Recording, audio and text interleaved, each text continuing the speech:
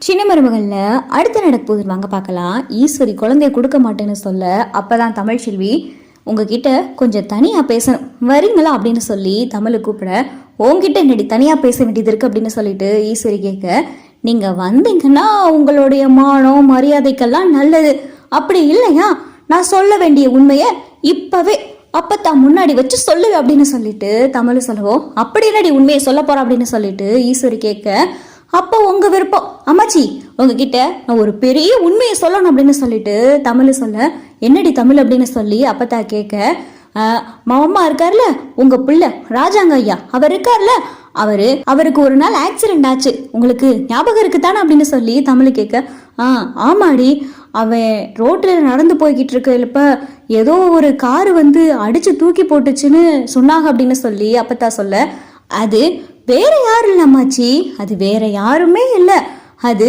இந்த நிக்கிறாங்களே ஈஸ்வரி, இவங்களுடைய புள்ள போசு தான் காரை வச்சு வேணும்னே ராஜாங்க மாமா மேல இடிச்சு அவரை ஆக்சிடென்ட் பண்ணது அந்த போசு தான் அப்படின்னு சொல்லிட்டு தமிழ் சொல்ல, அப்பத்தாவுக்கு பயங்கரமான அதிர்ச்சி.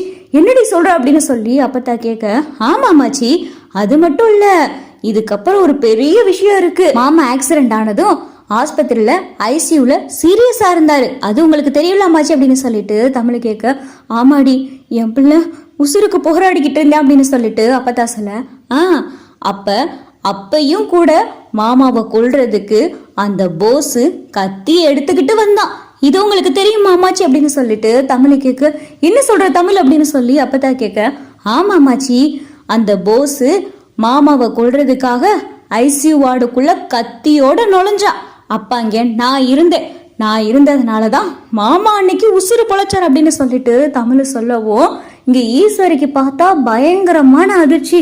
ஐயோ, எல்லா உண்மையில சொல்றோம் அப்படின்னு சொல்லிட்டு ஈஸ்வரி பார்த்தா அதிர்ச்சியோட பாத்துக்கிட்டு இருக்கு.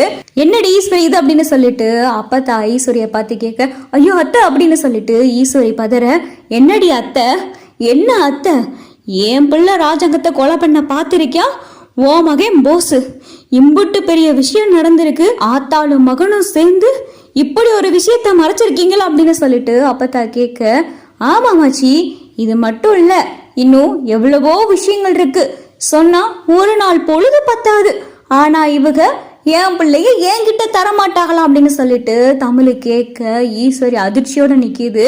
அப்பத்தா ஈஸ்வரிய பார்த்து கேக்குறாங்க, ஏண்டி என் மகனை கொல்ற அளவுக்கு என் மகன் அப்படி உனக்கு என்னடி செஞ்சான், நீங்க தானடி அவனுடைய சொத்து பத்துல உட்காந்து தின்னுகிட்டு இருக்கீங்க, நீங்க தானடி அவனுடைய சொத்து பத்து எல்லாத்தையும் அனுபவிச்சுக்கிட்டு இருக்கீங்க, என் பிள்ளைய கொல்ற அளவுக்கு உன் மகன் போஸ் அந்த அளவுக்கு கொலகாரன் ஆயிட்டானா, எப்படி அப்படின்னு சொல்லிட்டு அப்பத்தா பார்த்தா பயங்கரமான கோவத்தோட ஈஸ்வரி கேட்க, அத்தை எதுவும் நடந்துருச்சுதா மன்னிச்சிருங்கத்த அப்படின்னு சொல்லிட்டு ஈஸ்வரி கேட்க, ஈஸ்வரியோடைய கண்ணத்தை சேர்த்து பார்த்தா ஓங்கி அப்பத்தா ஒரு அறவுறாங்க, ஏண்டி என் பிள்ளைய கொல்ல பார்த்திருக்கீங்க, உங்களை நான் எப்படி மன்னிப்பேன், என் பிள்ளை உங்களுக்கு அப்படி என்னடி கெடுதல் செஞ்சான், எல்லாத்துக்கும் நல்லது செய்யற வேண்டி ஈவு இறக்கம் பார்க்காம அவனை கொலை பண்ண பார்த்திருக்கானே ஓ மகன் போஸ் அப்படின்னு சொல்லி அப்பத்தாவுக்கு எல்லா உண்மையும் தெரிஞ்சு போயிருது.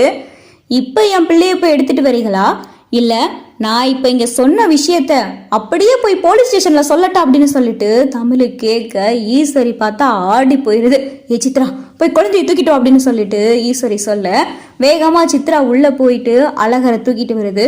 இந்த தமிழ்ச்செல்வி அப்படின்னு சொல்லிட்டு சித்ரா கொடுக்க, இந்த பயம் இருக்கணும், முன்னாடியே என் குழந்தைய தூக்கிட்டு வாங்கன்னு கேட்டா குழந்தைய தூக்கிட்டு வந்து கொடுத்துருக்கணும், அதை விட்டுட்டு என் 2 பிள்ளைகளை என்கிட்ட இருந்து பிரிச்சிருவேன், அப்படியா இப்படியான்னு சொல்லி வீரவசனம் பேசி இதெல்லாம் தேவையா அம்மாச்சி, நான் இந்த உண்மையை சொன்னது என் பிள்ளை என்கிட்ட வரணுன்றதுக்காக, இவ்வளவு திமிருத்தனமா என்கிட்ட பேசிக்கிட்டு இருந்ததுனாலதான் இவ்வளவு நேரமா பொறுமையா இருந்தேன், இப்பயும் என் குழந்தைய கொடுக்காம இருந்திருந்தாங்கன்னா இப்போ உங்ககிட்ட சொன்ன உண்மைய போலீஸ் ஸ்டேஷன்ல சொல்லியிருப்பேன், யாருக்கும் தெரியக்கூடாது, போனா போகட்டும் பொழைச்சு போகட்டும்னு சொல்லி எல்லாத்தையும் விட்டு கொடுத்து சகிச்சு போனா என்னவே தானே நீங்க சீண்டி பாக்குறீங்க. நீங்க நினைக்கிற தமிழ்ச்செல்வி நான் கிடையாது. ஐயோ அம்மா பயந்து போன தமிழ்ச்செல்வியெல்லாம் செத்து போய் பல மாசம் ஆச்சு. இப்ப நீ என்ன செஞ்சாலும் அதை திருப்பி கொடுக்கறது தான் இந்த தமிழ்ச்செல்வி.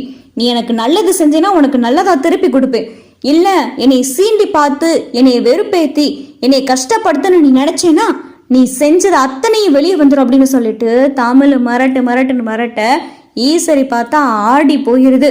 எல்லாம் உண்மையும் சொல்லிட்டாளே அப்படின்னு சொல்லிட்டு ஈஸ்வரி பயங்கரமா கொந்தளிச்சு போயிருக்கு. பாரடி ஈஸ்வரி, இனிமேலு இந்த பிள்ளைகளை வச்சு தமிழ்ச்செல்வியுடைய வாழ்க்கையில விளையாடணும்னு நினைச்ச இந்த உண்மை எல்லாத்தையும் என் மகன் ராஜாங்கத்துக்கிட்ட சொல்லி கொடுத்துருவேன்.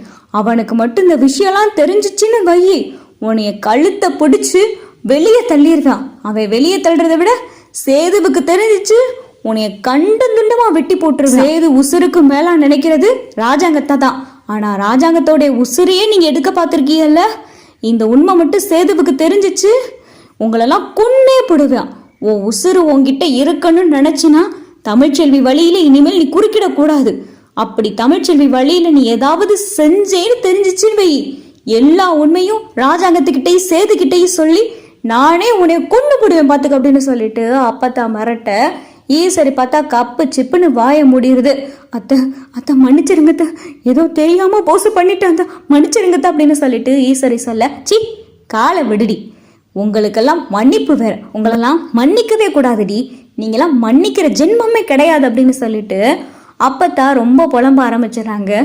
அடியே தமிழ், ரொம்ப நன்றிடி, நீ மட்டும் அன்னைக்கு இல்லைன்னா என் மகன் ராசாங்க என்ன ஆயிருப்பேன் அப்படின்னு சொல்லிட்டு அப்பத்தா கையெடுத்து கும்பிட்டு தமிழுக்கு நன்றி சொல்ல, ஐயோ அம்மாச்சி, நீங்க எனக்காக எதுக்கு நன்றி சொல்றீங்க?